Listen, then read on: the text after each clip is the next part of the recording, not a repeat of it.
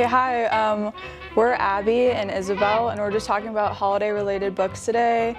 And we have some treats here and some tea and giant mugs. Just gonna keep it casual and talk about holiday books. Yeah. So I guess I'll go first. The first book I had was Truly Devious by Maureen Johnson. This is one of my favorite books, and it's so like holiday themed because it's set in a boarding school in Vermont, which is basically like this boarding school for like crazy gifted students. And to cut to the chase, there's a murder basically, and the main character is her like talent is that she is really good at solving murders. So that's the whole thing, and it's like a warm, cozy mystery read. Okay, so next on my list is The Goldfinch. It won a Pulitzer Prize in 2014, and it mostly takes place in New York, but it's about like the life of Theo Decker, this young boy, into his young adulthood. And at least for me, for the holiday season, when I think about holidays, I think about family and family dynamics, friendship, found family, things like that. And that's really a bunch of themes that are present in this book, and just really well-written and well-rounded book overall. Yeah, I had the Hazelwood next by Melissa Albert.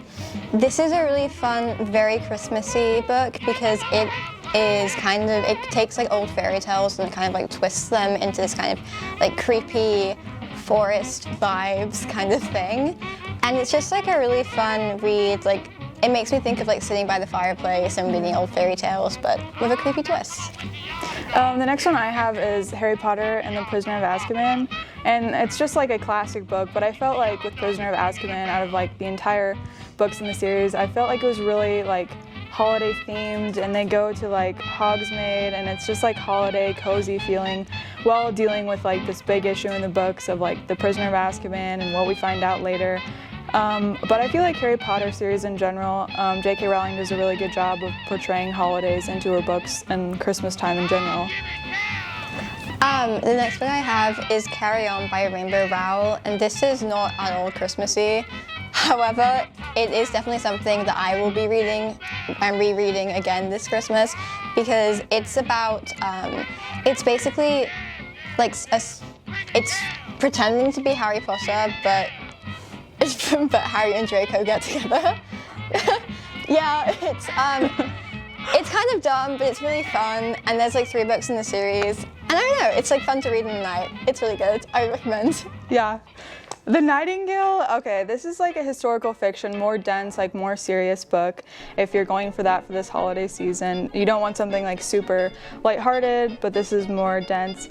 It takes place during World War II, France, in 1939, and it kind of goes back and forth between the relationship of 2 sisters who like are both rebelling against the Nazis in just like completely different ways.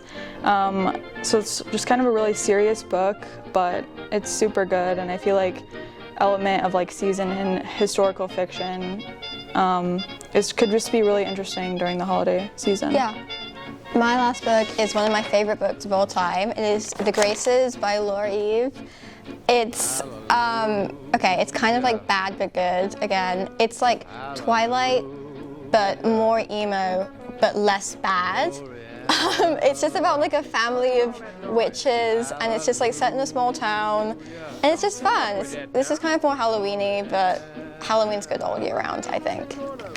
The next one I have that's like The Goldfinch that was written by Donna Tartt. This one's A Secret History, which is also written by Donna Tartt, but it's like dark academia vibes. It's super interesting. If you want like a holiday mystery thriller, like this is it. It takes place in New England on a college campus, and it follows like this elite group of students who like are obsessed with like Greek literature and the Greek language, and they're like just like all so pretentious, but it deals with like a murder within their group, but it's just like really interesting, really like uniquely written. I just think it's super cool to read. Another fantasy one that I have is Infernal Devices, and it's a trilogy, it's a YA series, but it deals with like, again, it's like historical fiction, 1878 London, England, like that whole holiday vibe, I guess. It's like the Shadowhunters. Cassandra Clare has like a ton of other books with this, but these are like her original 3, and it deals with other like mythical creature like demons and warlocks and stuff like that, if you're into that. One more is actually a graphic novel called Heartstopper, and it's 4 volumes, and it's just like such a wholesome book. It's a romance, contemporary romance, LGBTQ. It follows like Charlie and Nick, and they both go to this Truman grammar school for boys in Britain, and it's just like so cool. Found family, parent dynamic, all that stuff. It's just really lighthearted and fun. And if you're someone who doesn't like to read like lengthy novels, like this graphic novel is just so like quick to get through and just so fun. So that concludes our books, like Isabel was saying. The other thing we have, like, just green tea. What kind of tea do you have? I don't know, random tea from the closet. Random tea from the closet.